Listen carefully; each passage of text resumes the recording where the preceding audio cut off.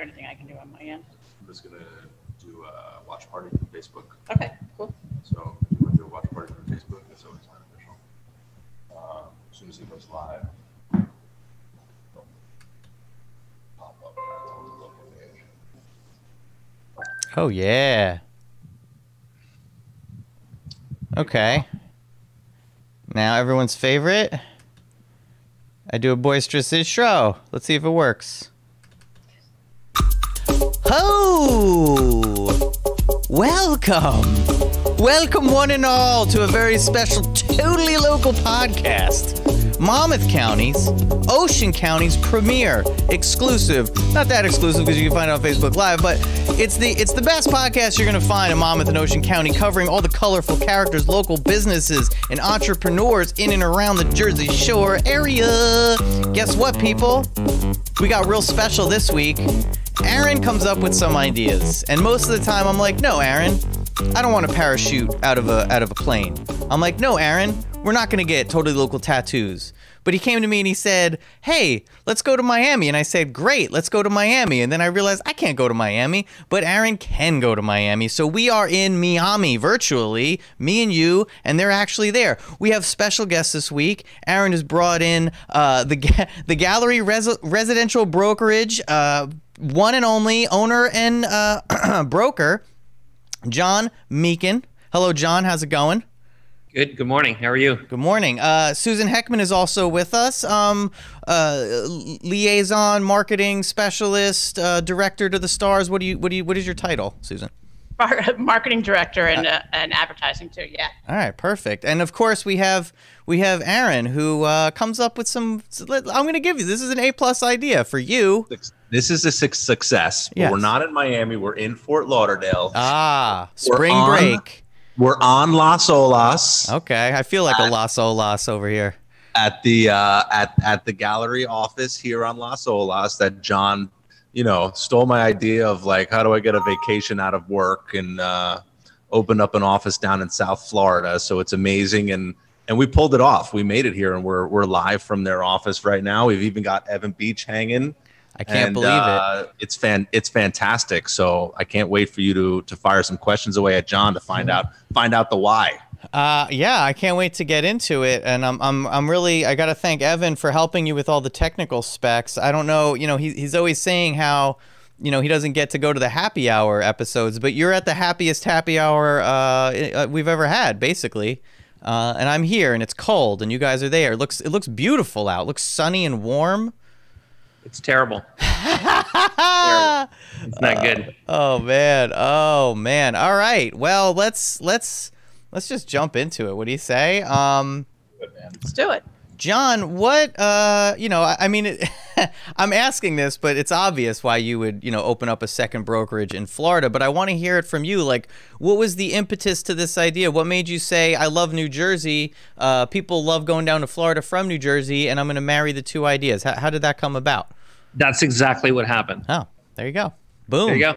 Kreskin. So have a good morning. It was nice to Good night. See you guys later. Have a mimosa. We're going to go play some golf. More airtime to Just qualify with the look lives. out the window behind us, and then check your weather app, and then we can just call it a morning. I don't want to cry yet, so I'm not going to check that weather app.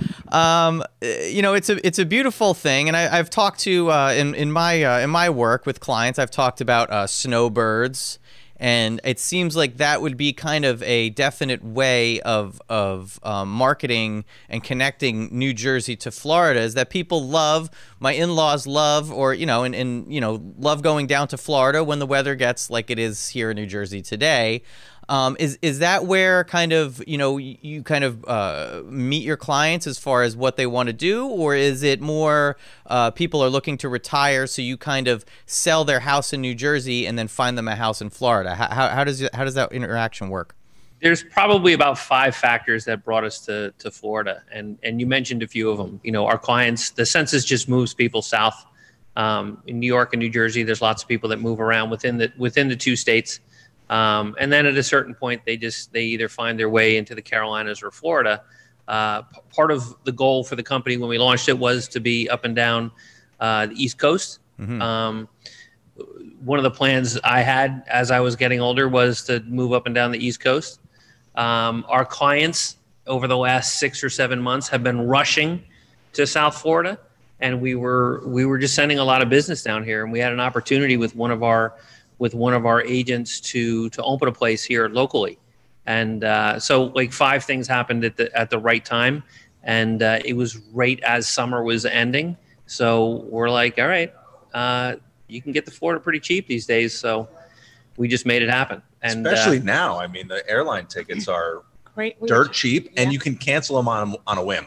That's right. And change. You can cancel and change on a whim. You're right. That's like it's almost expensive as expensive to check a bag as it is to buy the ticket. So that's crazy. And it's, honestly, though, it's not just snowbirds either. There's a lot of 20-somethings, 30-somethings making their way down here because, as you can work from anywhere, and Florida has a neighborhood for everybody. So yes, it's nice. It's beautiful down here. What so as far as we're getting the taxes in New Jersey are almost criminal. They're horrible on properties. They're very high. It's ridiculous. People love New Jersey. I love New Jersey. Sometimes I'm like, what the hell am I doing here? How are the taxes down in Florida? Are they comparable to what we're dealing with in New Jersey, or are they much lower? Well, the cost of living in Florida, in the South, is traditionally cheaper than it is up in the tri-state area. Depending on where you want to live in Florida, what could offset or just turn everything on its ear is that, a $900,000 home in certain areas of Monmouth County, that same home in Florida would cost you $4 million, within certain proximities to the beach or popular towns. So, the taxes, there's a shift in taxes, there's a shift in costs for colleges and a lot of different things. But, a lot of people are coming south for 2 reasons. There's a big tax benefit. They're not looking for employment. And plus it's that point in their life where they want to start to enjoy it a little bit more. So they're going to spend on boats and homes the way that they wouldn't up in the Northeast. What's the hurricane sitch like? Are there coconuts flying in people's heads? Is there a lot of wind? Is there a lot of what's hurricane season like in general? Last week, right? Blue skies right now, but last week there was some nasty weather that came through. I mean, you look at the named storms for the year. We're halfway through the Greek alphabet, and I don't know what follows the Greek alphabet with named storms, but the construction, as you get closer to the coast is rock solid for those big cat storms coming through. What do you do, Aaron? Palm fronds, huge problem down in Florida. How do you ensure that you're not going to knock yourself out with a palm frond? Who ensures that? Florida insurance is the worst in the union. Okay. It's the most expensive, and as you get closer to the coast, it's even more. We require wind mitigation reports with respect to people buying new homeowners insurance, even if it's in a condo building. We want to see those wind mit reports because it affects the cost tremendously. And some of the liability laws down here are also very lax, which increases the cost of insurance. So the insurance is definitely going to be an offset when buying property down here, but that's one of the risks that you take to live in this beautiful area. Yeah, so as we all know, New York City is rather disgusting. It always has been for the most part. And now people are leaving in droves because not only is it a disgusting cesspool, the culture's leaving, the people are leaving. And I'm imagining, John, that you are dealing with these people that are coming to their senses and realizing that New Jersey is a beautiful utopia and Florida is a very close second.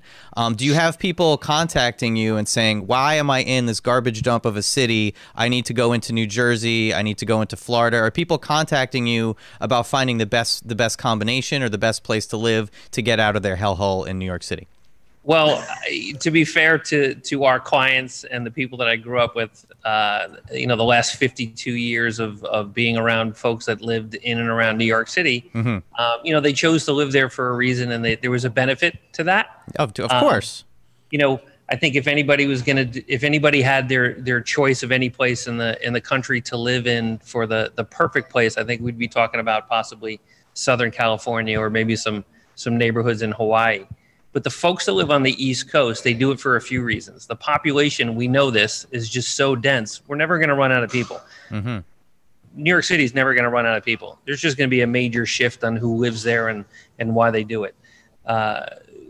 we opened an office very recently, about a month or so ago, in our first global market. There's people from South America and Canada and Europe that have owned properties in South Florida for generations. And the way that people move from the Northeast to South Florida is a very, very easy fit for us to work with them. As to why and where, that's one of the nice things about the gallery is that our company was based to track the census, not to why people are choosing those places. You know, and to be very blunt, you know, most brokerages, when they confess up to the fact that they're into it for the transactional work, you know, listen, we provide a service to people that buy and sell properties, and we want to be where the transactions are. And, you know, as much as New York City may be a tough place for a lot of people to stomach, it's truly where the bread and butter is for companies like ours. I hear you. I hear you. So, as far as like the best places to, you know, there's obviously a swath of like you mentioned, like different. There's something there for everybody culturally. If you want to get real wild and crazy, you go down to Miami, Fort Lauderdale. All I know about is you know, spring break. That's all I really know about Fort Lauderdale. So I'm sure there's more to it than that. Then you got places like Naples. Then you got all that weird stuff going on in North Florida. I don't know what's down up there, but you know, I guess we'll just leave that to the natives. What are some of the places that people from Jersey are kind of looking at, and what are the things to consider when you're thinking about like, oh, I want to live on the ocean or I want to live on the bay? Is there different marine life? What's gonna draw people to different sections of Florida, and what are the places that you've seen with a little more growth coming in from New Jersey? Well, if I could talk about Fort Lauderdale for a moment, yeah. You know, my first visit to Fort Lauderdale was probably 30 years ago as a kid, and it was, you know, it was a quiet beach town compared to Miami and you know, and Orlando and some of the other big cities in Florida. When you say a kid, do you mean like you were partying like beer bongs and like 18, 21, like going out with the girls, chicken fights, bikinis, stuff like that? Or are you talking about like a little kid? Well, it was more in my college years, in my early 20s, nice. Where I came down here to enjoy. I came down here to enjoy what South Florida, you know, still provides for a lot of people when they come down here. But there wasn't high-rise buildings. There wasn't, you know, there just wasn't the population that supports the amount of buildings that you would see now. You know, I would say, and again, I'm not an authority on it, but, you know, you could just drive around Fort Lauderdale and you'll see numerous cranes. Just they're building. It's a booming town. Last week was the International Boat Show, which I didn't know because I just didn't know. And I asked one of the agents down here, I'm like, so how big is this boat show? And he's like, it's just the biggest one on the planet. Wow. It's, you know, it's truly a global town right now. And there's people that come here to play and relax and retire. You know, I think a lot of it has to do with the southern and the warmth. I think a lot of it has to do that, and then we weather the storms, then we weather the hurricanes, and I think it's a fair trade. I have to say, like Fort Lauderdale too. I think the speed here is kind of comparable to what it is by us at the Jersey Shore. So we have like some great restaurants and culture here, but there are plenty of other areas in Florida that are slower, you know, slower paced and quieter. But so like I said before, you know, really just depends on what you're looking for.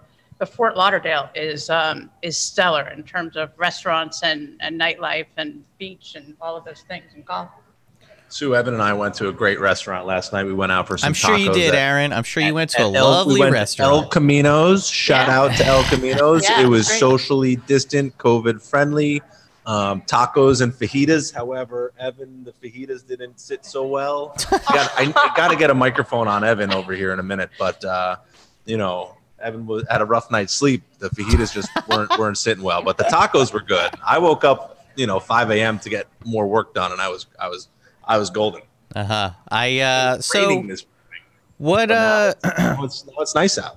What are the you know how people, not myself, because I love when the bennies come down to Jersey, spend that Skrilla, get all the money, throw it all around Asbury Park, up and down Monmouth and Ocean County. I love the bennies coming and spending the money. What do people feel about, like, you know, the quote unquote outsiders, the local residents? Are they friendly? Do they come off as friendlier than, say, maybe some people in New Jersey? Are they happy to have the influx of people come in, or are they throwing rocks at you? There's no such thing as a local down here. Oh, Exactly right. I was just to say, just about everybody we talk to is from up north, or Everybody especially could wear New a Jersey. name tag saying where they're from, because we're all there's transplant. not many. As, Oh, as perfect. John said, There, global yeah, community. there's And a global. nice blend of Southern hospitality. Yeah. There's lots of New Jersey accents and Northeast accents that are here. Latin accents. And then there's there's a sense that you could be walking through towns that don't resemble most American towns, because there's people from all over the world here. what so what's part of it too is, well, in general, I'm a little curmudgeonly. I'm sure my wife and others can attest to that. I don't like usually getting on planes. I don't like going anywhere. I like looking at the beach. I like sitting on the beach. That's about all. I love the beach, but that's about the extent of it. Now, getting down there, my experience has been it's pretty much like getting on a bus. It's a pretty straight shot. How many hours do you think between the airport, getting on the plane, and getting down to beautiful weather? How long does that take usually? 4.5. 4.5 hours. Yeah. There's not a lot of people. We usually just come down directly from Newark to Fort Lauderdale. Uh-huh. The airport situation in Fort Lauderdale is nothing like you would experience in the tri-state area. You can leave this office, go pick somebody up at the airport, and be back in this spot in 25 minutes. That's crazy. That's awesome. That's really cool. I want to get down there. I'll be right back. I'm going to give Evan the microphone. All right, cool. I'm going to go ride a bike around this office. All right, perfect. You guys got a little conference room there. It's really amazing to realize too that, like, Hey, you made it. oh wow, you just came in. That's perfect. Podcasting or?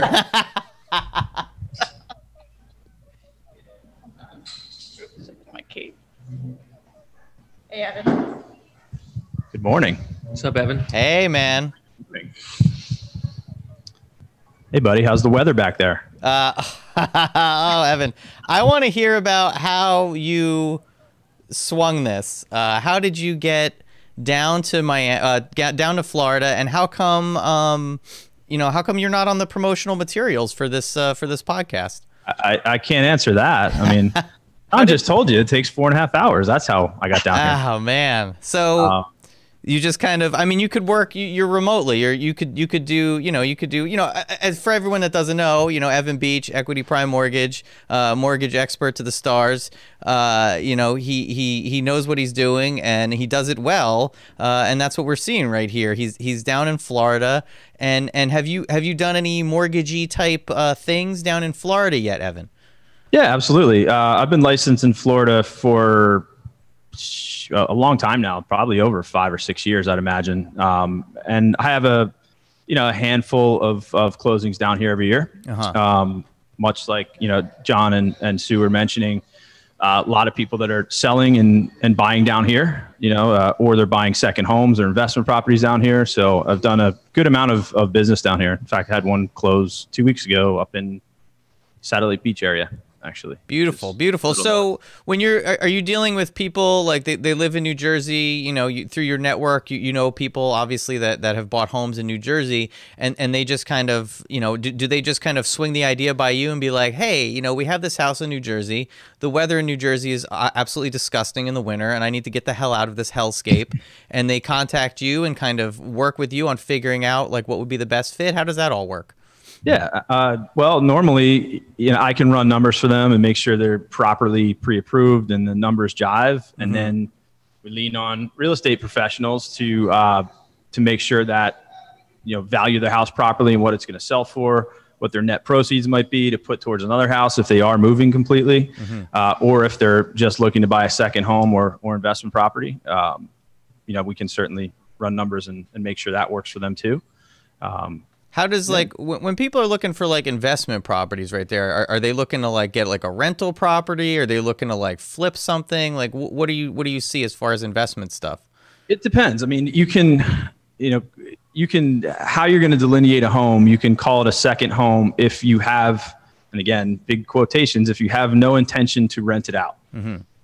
Now, do people treat mortgages as second homes and then go and rent them out? I would imagine they probably do, but yeah, it just depends on how they want to delineate the house. You know, you're going to get better rates and better overall better financing with treating it as a second home. But again, investment properties are going to be treated if you intend to rent it out at some point. So, you know, as far as this kind of goes for obviously all three of you, because you're dealing with buying homes, selling homes, and all kinds of home things. What would be like, you know, somebody wants to say they're, you know, say they have a home in Neptune right now. They have like a 2-bedroom home, 3-bedroom home in Neptune. They're loving life, and then they realize that, wow, winter's really cold, and it makes me very sad. I want to move down to Florida. What could we get something nice? Could we get something going for, like, you know, are we talking like 150, 200,000, 300,000? Like, what could we get to where we're just sitting in a sunny, warm place that isn't too decrepit? Like, what towns are we looking at down in Florida? None? I'll let you guys take that one for the non-decrepit homes in Florida. I think the best way to answer that is, and I think that for the last, say, 7 or 8 years, maybe even 10 years, I think what happens is that the consumers already know what they want to buy and where they want to buy before they come to service providers like us. Like, you know, not to get too deep into it, but what I found in the last, say, 17 or 18 years of real estate is that when people move, when groups of people move, they usually move in pods, right? There's groups of people that live in retirement villages in Ocean and Monmouth County where it's everybody they grew up with in Kearney. And there's people that move, like there's a group of people that live on Singer Island in just above Palm Beach that are all from Neptune and Wall and Brielle, and they've all kind of raised their families and, you know, since the 50s. And so they know where they want to go. When it comes to pricing, I really think that Realtor.com and places like Zillow and other online sites where people can just research the heck out of whatever they want to research, then they come to us and go, it's time for us to actually start shopping. I need the money and I need the consultants to actually help me go buy something in, say, Hialeah or Boca or wherever they want to move to. Especially like in the last 5-10 years. Yeah. By the time they come to us, they're coming to us with a list of properties they want to get more information on. So, I see. But yeah, price range, I don't think below $350 for a condo. And then you're still paying HOA fees and stuff. So probably you're going to be, you know, a few miles from the beach. Yeah. And are you looking for yourself? Is that what you're trying to do? You're trying to feel us out? I mean, with those prices, I'm going to have to get some more sponsorships for the podcast. It might take me a little time to save up. Bitcoin's doing well, so maybe I'll get more involved in that. Andrew, to piggyback kind of on what John just mentioned too, my parents, that's exactly what they did. They have had a place in Port St. Lucie, which is like about an hour and a half north of here, I guess. And you hit the nail on the head. Like there's 4 families that all live in the same neighborhood in Port St. Lucie that are all from New Jersey originally. And, you know, friends that I went to high school with, that my parents are friends with. So it's a very common thing. And yeah, I mean, as far as like the pricing goes, and forgive me if I'm wrong, but I'd liken it kind of to New Jersey, where it just depends on where you want to go. You can get very inexpensive property in Florida, but you're probably not going to be right behind us here. You're going to be, you know, a half hour inland, and it just, you know, depends on the development and so on and so forth. So, you know, I'm just curious, and maybe my perspective or perception of Florida is a little skewed. As far as the nightlife goes, now, I'm not talking about Miami. I've seen Scarface. I know what goes on in Miami. And I'm just assuming, is it just all Jimmy Buffett cover bands, or what's the nightlife down there besides Jimmy Buffett and Scarface? If there's any indication, I was up until 3 o'clock this morning with the sounds from Pitbull downstairs. Oh, wow. Jeez. I think anything goes here. I think the best way to answer that is that maybe next week when you have your next, we can have a part 2 to this. You could just come down here and do it live. Yeah. Hell yeah. There you go. I wonder if my wife is listening right now. I'll have to convince her that this has to happen. We'll fly you down. All right. Well, there you go. All right. I'm going to talk to my... Take all the excuses out. We'll have one of the bikes waiting for you at the airport. It'll take you 45 minutes to get here. That would be very beautiful. That would be very lovely, and I'd appreciate that very much. And then I could figure out for myself where the best place is, who has the best Jimmy Buffett cover bands. I really just want to... Let's say money wasn't an object. All I want to do is just... eat a lovely ice cream sundae on a quiet beach. I don't want it to be too windy. I just want to lay down. I want it to be sunny. I want to be in the shade, and I don't want anyone bothering me, and I want it to be peaceful. Like, where would be an ideal? Throw out some beaches, throw out some towns where I could just sit somewhere and not be bothered by anybody. Fiji? I think if you went to Fiji, you'd be all right there. Yeah. Go to like the Baskin Robbins on Fiji and have your ice cream there. Perfect. All right. Well, I'll have to do an international edition then.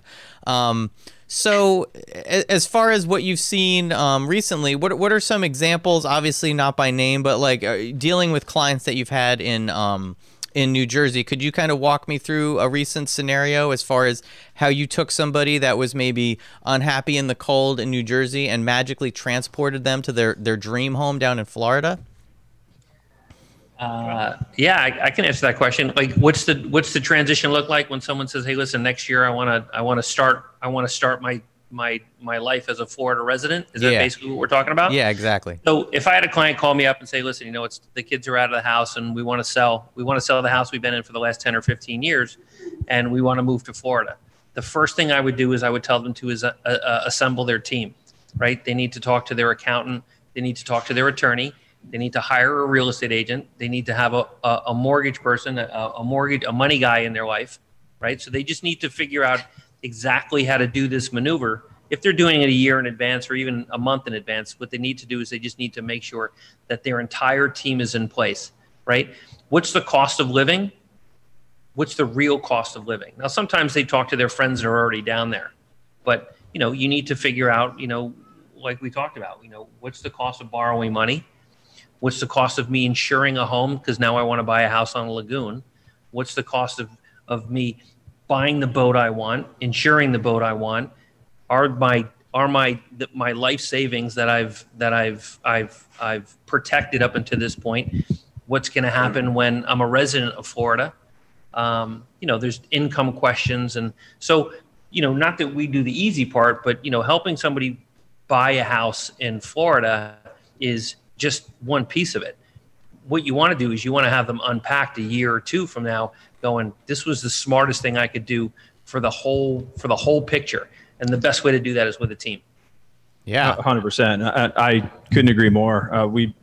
I preach constantly, and I know John and Sue do too. It's all about who's behind you on your team, because there's a lot of parts of a transaction, even if it's just a purchase in Florida, that can go askew by an appraiser not doing his job properly, by an attorney not doing his job properly, you name it, the title company not doing their job properly. And it's very important to lean on your resources and lean on real estate professionals, myself, people that have been doing this a long time, that know the right cogs in place to make the transaction as smooth as possible. And yeah, I agree 100%. Do you find that like people are, if we're dealing with a snowbirdie kind of situation, are people like staying up in New Jersey for Thanksgiving and then kind of after Thanksgiving they're like, all right, I can't take it anymore, and they go to Florida? Or do you find more people packing it up even before that to just get down there into the beautiful weather? I think a lot of that has to do with who they're sticking around to see. Mm-hmm. If it's grandparents that want to be around the grandkids and they want to see them when they come home on college break, there's some people who are just like, as soon as I see the first leaf drop, I'm out. Yes. And then there's people who are actually counting the days. There's people that actually that feather their time with 6 months and 1 day in Florida. Yep.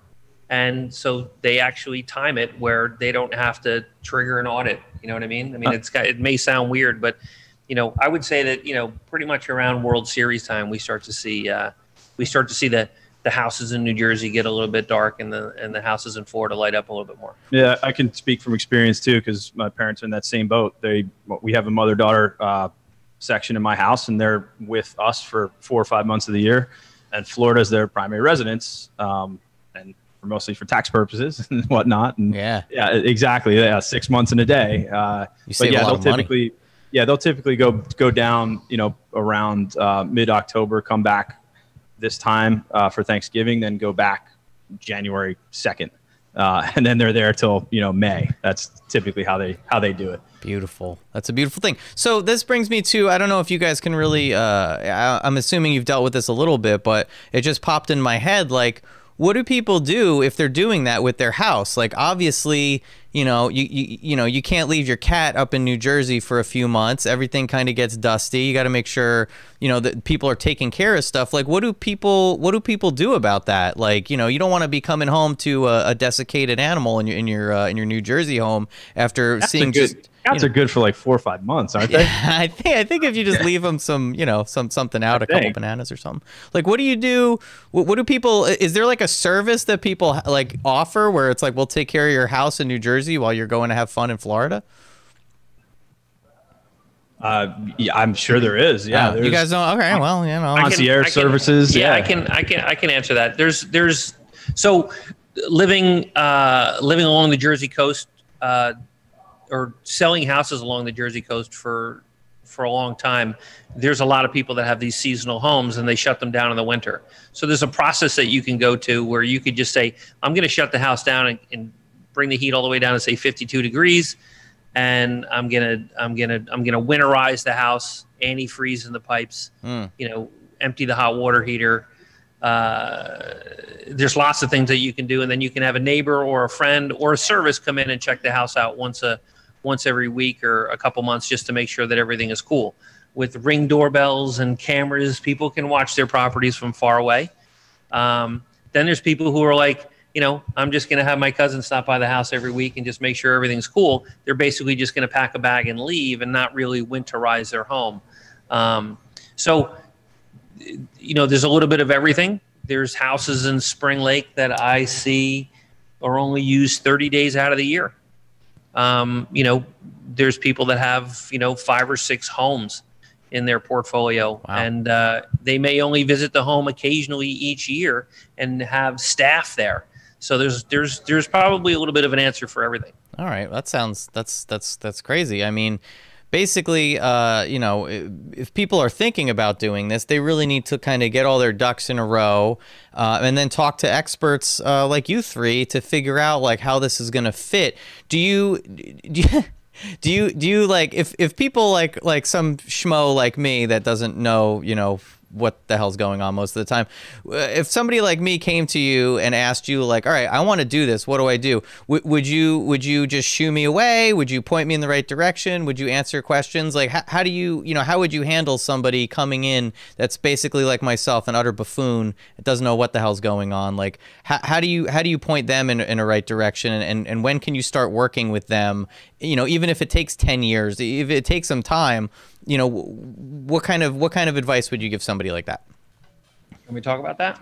Yeah. So really, first of all, that's a great question, because I think that's a question that a lot of, we'll just say kids, right? Mm-hmm. Kids in their 20s, when they start working, they don't think about the plan, right? Yeah. And really, when you're 20 years old, who thinks about being a 70-year-old in the Keys, just messing around, being retired? Mm-hmm. But these are decisions that you should actually start to contemplate when you're younger. Having conversations with a financial consultant, having conversations with folks like that you have on the show today, where you can just ask questions and say, listen, I got this idea. I want to do this when I retire, or I want to live in this area, and how do I do it? You make a plan, right? Mm-hmm. A lot of it has to do with money. But then, it's how motivated are you to actually change everything, move to Florida, start over, and do it in a financially responsible way. So ask the questions, right? Mm-hmm. Hey, in 2 years or 3 years or 6 years, this is what I want to do. Well, then have a plan, right? And then there's nothing better than, especially since it's such a huge move, go down and visit. Go and Go rent a house in the Keys for a month. Go rent a house in Orlando for a month and see if you're good with the weather. See if you're good with the neighborhood, right? Before you go and you change everything. That's a beautiful idea. Listen, you never know. You may go, listen, I'd rather live in Denver. I'd rather live in Seattle. Or I'd rather just stay in New Jersey because I've went out and experienced it. And before you push all your chips to the middle of the table, because that's what happens when people say, listen, I'm going to leave New Jersey. Actually, this is something that I don't get to say often, but I talk to people who say, I'm done with New Jersey. I'm leaving. I'm going to Florida, and I'm never coming back. The ticket back to the Northeast is incredibly expensive. When you say I'm going to sell my house in I don't know, let's just pick a town. I'm going to sell my house in Rumson for $1 million, and I'm going to go buy the same house in Florida for $400,000. And you're down here for 2 or 3 years, and then you're like, you know what? I really miss New Jersey. I miss everything about New Jersey. I don't want to live here anymore. That $1 million house you sold in Rumson is now $1.4 million. Yeah. And your house in Florida that you're selling is probably, and no offense, is probably worth $4.25. And now you have to come back and you need to jump into the workforce again, and you need to jump into a really fast moving current. And the ticket back to New Jersey is really expensive. So my suggestion is like, be committed. Yeah, be committed, or you will be committed, because that's crazy. That would be like a pretty wild move to go back. Now, you've touched on something that I was, I've talked about with people before. I know a little bit about the real estate, especially in New Jersey. You sell a house in Rumson, you try to go back, you can't, because the inventory is just non-existent. Now, when people are selling their homes and dealing with you, I had my brother recently. He sold his home. He sold an investment property he had in Leonardo. It was up there for like a couple. It wasn't even up there for maybe a day or two, and then he was already under contract, and boom, it was gone. Now, are you, when people are contacting you about selling their homes, like what advice are you giving them as far as like, I think people are getting like, they're getting a little excited, let's just say, because the inventory is so low. If you have a home in an area, desirable area, Middletown, Rumson, Fairhaven, any kind of place that is obviously low inventory and has a beautiful neighborhood, they're flying off the shelves. What are some things that you prepare people for? Do you tell them to kind of like tap the brakes and just take it easy, or are you just going like full bore, putting it out there and just seeing what hits? How are you handling those sellers? I mean, they better be serious, because they're gonna get like a legit offer very quickly. I mean, you hit the nail on the head. It's inventory is extremely low, demand's very high, and they better be, if they're gonna test the market and throw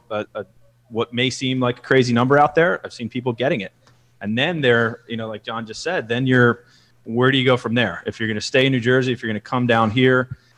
If you're staying in New Jersey, you're selling high, but then you're going to have to buy high as well. So unless you're downsizing, or you're going to PA, or you're going to, John mentioned the Carolinas, or you're coming down here somewhere, it's, they better just have their options laid out for them and have a good game plan, because if they get that offer, what do they do then? That's kind of, I've seen a lot of people, it's happening on a weekly basis. Yeah, where people are, are people, when they're selling their homes, are you guys like working with them, like looking at comps? Are people seeing the comps, figuring out the average, and then saying, all right, let's just put 20% on top of this? Or is it kind of your fiduciary responsibility to be like, all right, these are the comps, we'll put it on the market for what we're seeing an average cost is, and then if is it more likely to drive up the cost by putting it at an average price, or is it better to put it up a little higher, anticipating that people are going to come in and want to buy it, cash offers and whatnot? So that's a good question. I was just talking about this right before our call. At our company, when we price homes for our clients, what we want to do is we want to do it very responsibly. Obviously, every seller wants to capitalize. They want to pull every penny of equity out of the house if they can. My pricing philosophy has always been I want to appeal to 3 groups. I want to appeal to the buyer's agents, and the appraisers. The buyers could fall in love with the house, but if the mortgage company doesn't back it up and doesn't fund the loan, then the entire process stops, and that could be painful. New Jersey is experiencing, areas of New Jersey are experiencing a pretty hot seller's market, but it's not like the euphoria from 2007, 2008. There's a lot more responsibility when it comes to, how I see it, where there's agents that are treating their clients, and the mortgage companies and the mortgage industry that actually has all of these provisions in place that we're just doing things a lot more responsibly, and we'll just say a little bit slower because, our memories are long when it comes to that. We don't want another 2008, 2009. Yeah, that was wild. That was crazy. It was intense, and it obviously was. People that were paying attention could see that that wasn't really sustainable. And now that people are seeing that this low inventory, that empty nesters, they're dealing with these beautiful homes that they might not necessarily need. And maybe they're thinking about Florida, but they're also maybe thinking about New Jersey, Ocean County. There's a lot of adult communities between Monmouth and Ocean County. And when I used to, look at the, inventory, I'd see that there'd be all these homes, and then you realize, oh, it's 55 and over, 65 and over, adult community. Obviously, I can't live there yet. Are there a lot of, is even that kind of flying off the shelf? Is the inventory in adult communities kind of non-existent as well because people are kind of downsizing? No, I don't think that I don't think we're having a shortage. Certain areas of New Jersey, certain areas of the country are experiencing hot seller markets. Yeah. I can't speak with authority what it's like to sell a $2 million condo on the Upper East Side of Manhattan, but I'm kind of glad I don't have a bunch of those listings right now, because I think there's a lot more people trying to escape the city than get into the city. Yeah. So it's a shift, right? There's people that are just, I think that the Carolinas are ready for more people to move into it, and I just think they're seeing an influx of it. Same thing with Florida. Monmouth and Ocean County are seeing a big influx, but I don't know. I haven't studied it, but I don't know what's going on up in Sparta or out in Camden County. I just don't know what kind of shifts are happening in those areas. But I wouldn't say that there's people who are like, there's really nothing for me to buy. They're saying there's nothing for me to buy in my dream town. Yeah. Like, what about that? Like, you get those people from like Bayonne or something. They're like, I want to live by the water. And like, you go down, they come down here and they see all these beautiful houses and they're like, I want to live over here. And they can't, because there's nothing. Like, what do you say to people that even if they have the budget for it, they want to live a waterfront home, in our beautiful area, like in New Jersey? How do you prep those people for the idea of like, yo, there's nothing, you can't, there's nothing here. Like, what do you say to people? Do you redirect them to maybe down in like Tom's River, and they're like, Tom's River, and they don't want to live down there? Like, how does that work? You don't even have the accent right. It's not like that. What do you mean? My mom's from Bayonne. That's exactly what she sounds like. Come over here. I think you need somebody that is familiar with all of the neighborhoods, especially if there's waterfront. Yeah, you can get nice waterfront in Brick and Tom's River that's much more affordable. You're not going to get it up in Monmouth. But yeah, it's talking to a realtor who is familiar and can show you, what's available in the price range and stuff. But it's always about sitting down and having a discussion first to, reset their expectations of what's available in their budget. Okay. Yeah. I mean, I guess it all comes down to just being responsible. What you guys were kind of commenting on before, as far as like '08 goes, like people were just kind of, it was just a wild west of a wild time, and it didn't really, obviously didn't turn out. I was in the mortgage business in 2008, 2007, and it was, oh cool, you have a pulse. Here's $400,000, and the biggest problem was appraisals were false. And John mentioned it too, is there's a lot more restrictions in place, so that doesn't happen again. We're not allowed to have direct contact with appraisers. We have to go through it's called an AMC, an appraisal management company, to have appraisals ordered. So they're trying to eliminate any of those things happening again. Our guidelines have become much more strict. You actually have to have a job to get a mortgage. Go figure. For the most part. Do you find that like now it's more of a unified front where appraisers, real estate agents, mortgage people, maybe even like insurance companies are kind of more in communication now as opposed to before, where maybe it was just kind of, I don't want to deal with this here, just push it on down the line? Like, is there more of a cohesive nature to the whole business? I think anybody that's successful in this business, be it a realtor, what I do, what Aaron does, you name it, you have to have a team that you work with that knows what they're doing. As I mentioned before, it's super important, because one little piece of the puzzle that doesn't know what they're doing, the transaction can go awry. Yeah, we're all working together to reach the same goal. So having a great team is so important.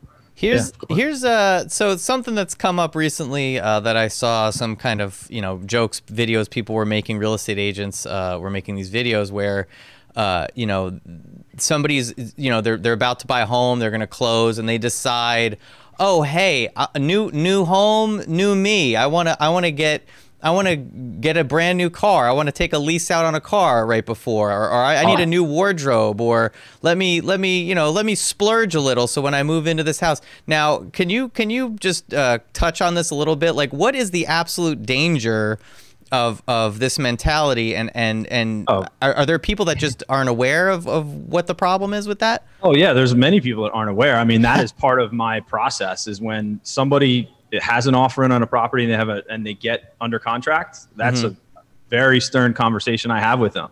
Hey, if you are going to make any large financial moves, if you're going to deposit a lot of money, if you're going to sell a car, if you're going to go buy a boat, anything, you have to check with me first to make sure it's okay.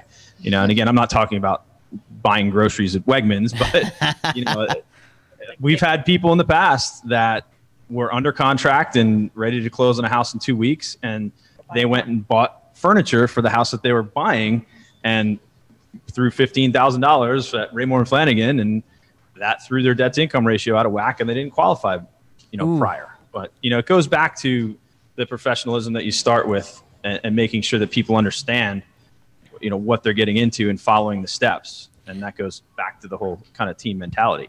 We all make that warning, to have them hold off on any large purchases without checking first. Yeah. So after it's just usually rule of thumb, just don't do any large purchases until the closing, until everything's done with, then go do that kind of stuff. Yeah, of course. I want my clients to be trained to contact me if they have any questions at all, not just with what you're talking about there, but anything in the transaction. They need to feel comfortable from start to finish, and that's really where we separate ourselves from a lot of the other industry, where in a internet instant world where everybody wants rocket mortgage and this and that, it's a nightmare to deal with, and we are on the opposite end of that spectrum. We're very hands-on and holding people's hand throughout the whole process. So. Yeah, I think I'm old school in that respect, where I don't think a lot of people understand, and a lot of my business is dealing with online things. So maybe this is seems a little counterintuitive, but when it comes to real estate, when it comes to mortgages, when it comes to mortgages, insurance, real estate, all this stuff. People want to go online. You see these commercials. Oh, it's simple. Go here. My family is involved in real estate. Obviously I've been working with Aaron for a while and understanding the insurance business a little better.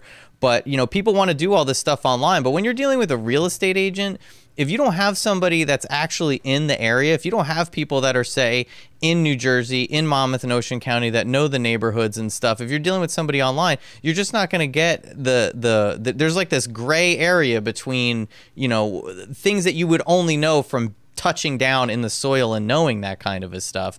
As far as Florida, I mean, knowing somebody that's down in Florida, that's been there, that loves it, that's been partying with bikini-clad ladies since the 80s down in Florida, is only going to know how, what the neighborhoods are like, stuff like that. Especially too with mortgages, like you just mentioned, like there's companies out there that, oh, fill this out, blah, blah, blah. And it's like, well, there's a lot more to it than just punching in numbers. Do you find that clients come to you ever and they're like, they were trying to do stuff online and it was just super confusing and they just kind of had to circle back around? Every day. I mean, when somebody, we're very much a referral based business. We don't advertise and buy leads and things like that. We're strictly referral based. So anytime anybody's coming over to me, a lot of times I have to rewire their brain and rewire their thinking, because it's a very dangerous place to start looking at, okay, let me Google mortgage rates. Let me do this. Let me do that. You'll see the craziest stuff out there that's advertised. And I have to, make it realistic for them and explain what goes into it. Because if you've never, I've been doing this a long time and I'm still learning on a daily basis. And so somebody that is completely naive and barely knows what a mortgage is, it's very much a training process to get them up to speed, because it's misleading stuff, yeah, right? yeah, it's crazy because our slogan is, if you need your taxes done, you go to an accountant. You need your car fixed, you go to a mechanic. You need your haircut, you go to a barber. That's my barber joke. I was going to say, a lot of barbers on that panel. Then it's crazy because then people think, oh, I need a mortgage. Let me poke around on the internet, So it's one of those kind of, I don't want to say forgotten industries, but there's not a lot of people that treat it as a, like you mentioned before, a fiduciary responsibility where we're not a turn and burn business. We're trying to have clients for life, and we want them to refer their brother, their sister, their coworker, so on and so forth. And that's why we're very successful, because people want to work with people that know what they're doing and are going to do the right thing for them, like John and Sue mentioned before. Yeah, John. Now you mentioned, and I'm gonna let Aaron back in. Oh, Evan, good seeing you, man. Equity Prime Mortgage. Thanks for joining us. Thanks for being down in beautiful weather while I sit in New Jersey. Thank you for having us, guys. Thank you. Anybody needs a mortgage, talk to Evan Beach. He knows what he's doing. I'll see you on the next happy hour, Evan. I just took a nice cruise around Las Olas on the bike, and I wish this had a bell. I'll add in the sound effect. I didn't find those bikini-clad women doing chicken fights. No, that was the 80s, man. We missed it. Keep looking. That was the 80s. Okay. So, John, you were 6. You were mentioning before how people will go online. They'll look at houses. They'll see stuff. And I know from experience that when it comes to like Zillow, people kind of get it seems like the prices or the inventory on Zillow is not always, the data isn't always accurate. So do you find that people will come to you with these expectations based on what they found online, and you kind of have to like hammer them back into reality? Or does going online first give them a better idea of what to expect? Well, there's like 4 things in there to unpack. The first thing is that Realtor.com and Zillow are the 2 biggest sites that the public leans on for real estate inventory searching. Realtor.com is owned by the National Association of Realtors, so we actually have a cleaner feed. When a house comes on the market, it shows up. When a house goes under contract, it comes off. With Zillow, their feed isn't as scrubbed. So there's lots of pre-foreclosures. There's lots of houses that linger on Zillow a lot longer than they should. So that gives the public an opportunity to go and engage with Zillow, give their information, and then their information is sold to an agent as a possible buyer and seller. So Zillow is a company that actually is in the lead generation business to sell it back to the agents. And they have Zestimates, where they have an algorithm where they price homes. And sometimes they're off a lot. Sometimes they're off a little, but most times they're off. But to their credit, which is very rare, if you know me at all, to give Zillow any credit whatsoever, they do have a reporting mechanism and deep in their site that you'd have to go find. You give it a zip code and they'll give you the margin of error that they historically have for that zip code. But what it does is it gives most sellers a false sense of what their house is worth. I don't like to use the word hammer when it comes to bringing them back to reality, but it's a big part of our business when we have to take what their expectations were before they met us to when we bring the real data when it comes to pricing their home. And like this entire session has been, it's all about the consultation. Having real conversations, managing their expectations, forecasting what it's going to be like to go through the transaction, like Evan said, and go, listen, what you need to do is you just need to be really careful and not spend your money here. You need to be really careful when it comes to the day where we price your house. Don't get caught up in what you thought it was 3 years ago, because the market has changed. So that's a big move for us, is we have to kind of bring their expectations back to what the market will serve for them. And then, hopefully once everything is unpacked and done, it was a responsible move financially. that's a big part of it, the financial part. When it's all said and done, is that they had a really smart maneuver, and it was done correctly. Do you also is there instances where, and tell me if I'm wrong about this, but like where agents kind of know that a house is going to be listed, they just don't put it in the MLS yet, and by knowing, being in your network and knowing your area so well, are there instances where like people, like agents will be like let their friends know, or tell people that might be looking, be like, hey, I might have a house, it's not listed yet? Is that like legit? Are people allowed to do that where they don't have to put it in the MLS before they put it out there? Well, again, there's a few things to unpack there. If you're not going to put your client's house on the market or expose it the way that it's supposed to be exposed, tell them. You need to say, listen, I'm going to, some agents will call it a pocket listing. Some agencies refer to them as office exclusives, where they don't market it to the entire world. As long as your client knows exactly what's going on and how it could possibly hurt them when you shrink the pool of potential buyers, because I want my crew or my buyers or my agents to know about a listing before everyone else. I think the first step is make sure that the sellers completely know what you're operating, what you're doing. And most smart sellers are like, nope, I want the entire world to feed on my property at the exact same time, and I want to drive the price up. Is there any benefit to a pocket listing for a seller, or is that just for like the cronies working in the real estate business? I haven't found any huge, unless there was a serious privacy or security issue. If it's Derek Jeter's house, if it's a house that they just don't want, like they just can't vet the buyers enough, then you need to really shut down the exposure. But yeah, most times I'm like, if you do it correctly, you can expose it to the whole world. Are you trying to sell your house without your wife knowing it, so you can hop on a plane and buy something down here? Is that what we're getting at? Because I'm trying to figure that out. Where this train of thought's going, Lauren, are you listening? She's busy taking care of my child right now, so she doesn't have time for these shenanigans. Someone's gonna do that. Someone's got to do that. Aaron, what do you got? Like, are you right after? Since this is all professional and all business, I know that you have to get back to New Jersey. I'm sure your wife is waiting for you to get back as soon as possible. Are you getting on a flight right after this, or are you gonna stay down there and maybe have a nice dinner? You need to stick around another day or two.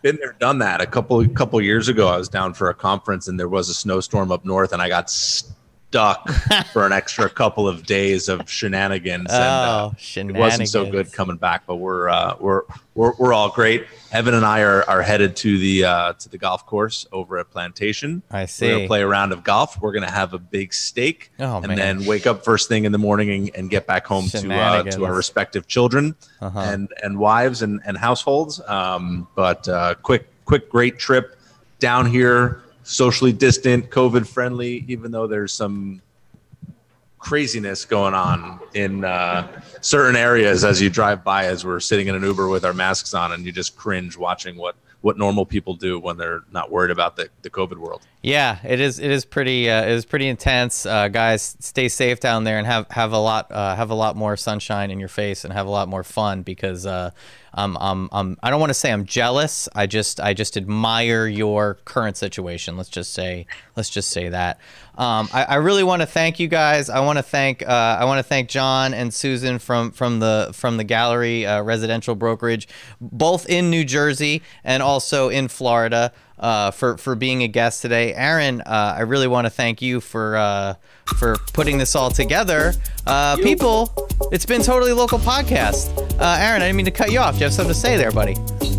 Nothing. All right, good. He's just having fun. Thank you so much. Evan Beach, thank you for being here. And I want to say a special shout out to Ming from A Shared Universe Podcast Studios for letting us borrow this equipment. Really means a lot to me. Guys, again, thank you so much for your time. I think it was pretty insightful. I enjoyed myself. I hope you enjoyed yourself. I'm sure you're going to enjoy yourself a lot more when you're out there, partying on the beach, doing chicken fights. Good luck with all that. Thank you again, and I'll see you guys next time. Thank you so much. Bye.